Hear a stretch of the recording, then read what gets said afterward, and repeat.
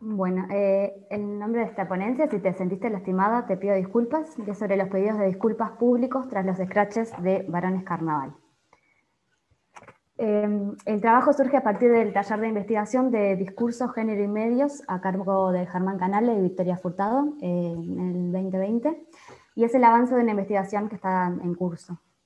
Antes de empezar, quiero aclarar que uso la palabra scratch como una forma, porque condensa la idea de denuncia pública, pero no me estoy posicionando como de ninguna forma en contra de esta estrategia colectiva que han encontrado las mujeres para denunciar la violencia de la que son víctimas. Porque sé que hay algunas personas que no son de Uruguay, voy a contextualizar el marco. El año pasado, en agosto, un perfil de Instagram, Varones Carnaval, se convirtió como en un medio de amplificación de las voces de cientos de mujeres que denunciaron situaciones de acoso, de abuso, vividas por parte de carnavaleros. En esa semana, muchos otros colectivos reprodujeron este mecanismo, por ejemplo, varones de la publicidad, varones municipales, varones psico, a través de perfiles de Instagram o de hashtags, y fue realmente como un movimiento viral que, no sé, en 3 días, Varones Carnaval tenía 56.000 seguidores. Este fenómeno logró visualizar la naturalidad con la que los hombres se aprovechan de su situación de privilegio y poder para acosar y abusar sexualmente de las mujeres. Y esta es la preocupación social que motiva este estudio, que está enmarcado dentro del análisis crítico del discurso con perspectiva de género. El objetivo de la investigación es analizar las estrategias discursivas utilizadas por los varones escrachados en sus respuestas publicadas en redes sociales y determinar cómo se posicionan frente a los delitos de los que son acusados. Me interesa discutir las estrategias discursivas utilizadas en estos pedidos de disculpas públicos en redes sociales para poder identificar algunos patrones que permitan esbozar la delimitación de un género discursivo y también para vislumbrar posibles motivaciones de estas publicaciones.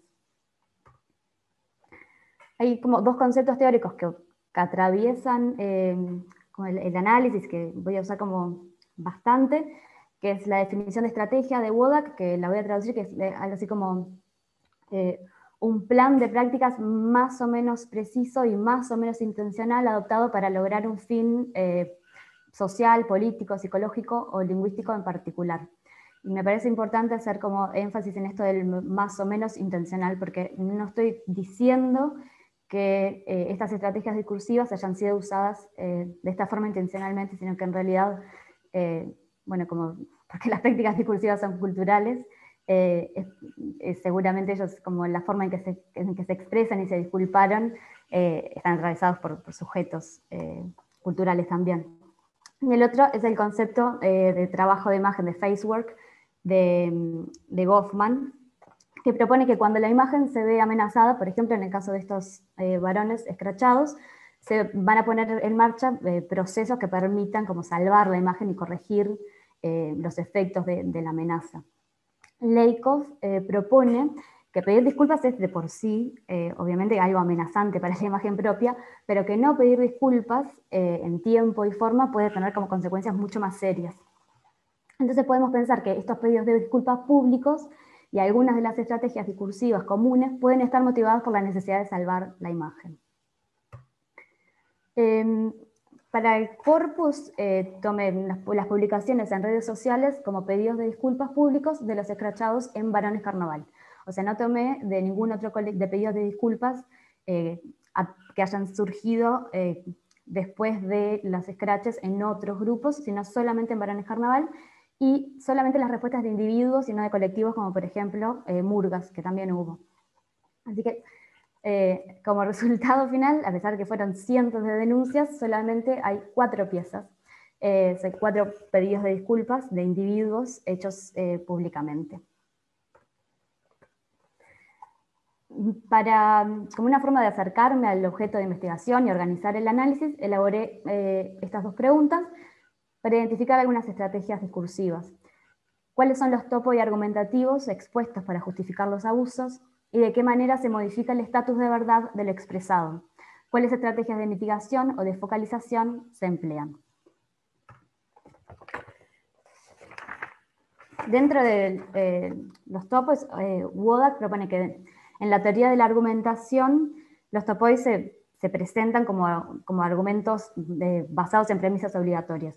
Es decir, que van a representar verdades incuestionables y por lo tanto van a llevar únicamente a una posible conclusión.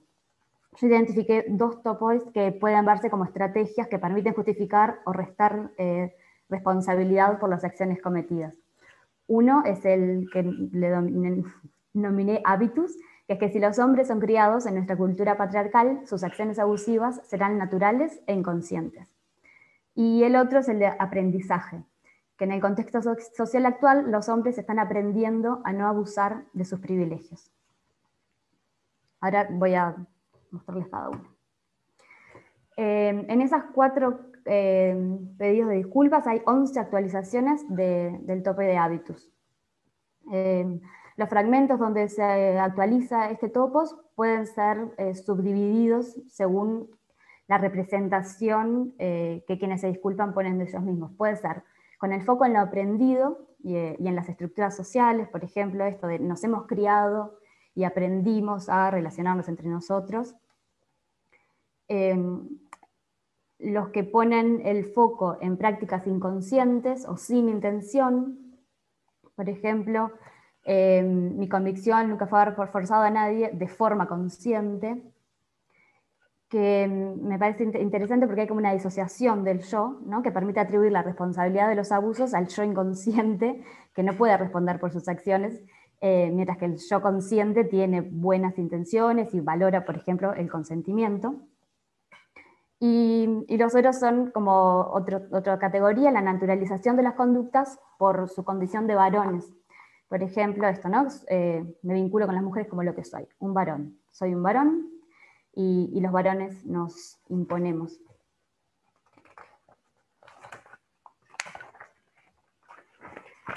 Perdón. Esas actualizaciones como del topo anulan como la posibilidad de cuestionar si realmente todos los hombres criados en una sociedad patriarcal aprenden a ser abusadores y entonces carecen de la opción de cuestionar sus propias prácticas y así poder evitarlos. Es sorprendente porque es bastante contradictorio con el segundo topo, que también tiene muchas actualizaciones, son 10 actualizaciones que en realidad se enfocan en el aprendizaje. Otra vez vuelven a usar como esta idea de desdoblar el yo, pero ahora es el yo del pasado y el yo del presente, que de alguna forma permite redireccionar el foco de la responsabilidad. El yo del pasado, de alguna forma, o sea, no lo podemos condenar porque es inexistente ya, no puede rendir cuentas por lo que hizo, entonces se libera de la responsabilidad al yo del presente, que sí está como en constante revisión y cambio. Y acá hay algunos ejemplos, como por ejemplo, hoy puedo entender que en mí habitan muchas formas de poder, o en este contexto me encuentro, al igual que muchos varones, en un proceso de constante revisión de actitudes que son consideradas machistas, o sea, revisión de eso que se hacía antes y ahora ya no. La otra que había investigado, que intenté buscar, fueron los mecanismos de mitigación. La mitigación o la atenuación es un recurso utilizado para disminuir la fuerza ilocutiva de los enunciados y para poder relativizar la instancia de enunciación, lo que permite evitar amenazas a la imagen de los interlocutores. Entonces, si bien existen como muchas taxonomías de la mitigación y cada investigador, bueno, adopta las taxonomías que mejor responden o le van a ayudar a responder sus preguntas, yo me enfoqué como en las estrategias de mitigación utilizadas para modificar el estatus epistémico de las proposiciones, es decir, como el valor de verdad y de realidad. Entonces, analicé la modalidad y otra cosa es como la fuerza del foco, que lo voy a profundizar un poquito más. Dentro de la modalidad, lo que permite es mostrar el grado de compromiso del hablante con respecto a lo que enuncia. Por ejemplo, uno de los casos es el modo subjuntivo, que se relaciona con hechos no factuales. Entonces, favorece de alguna manera la interpretación inespecífica. Entonces tenemos como, asumo la responsabilidad del lugar que ocupo como parte del carnaval, del género, y lo que corresponda, lo que sea. O también bronca conmigo mismo por todo el daño que haya hecho, no por el daño que hice.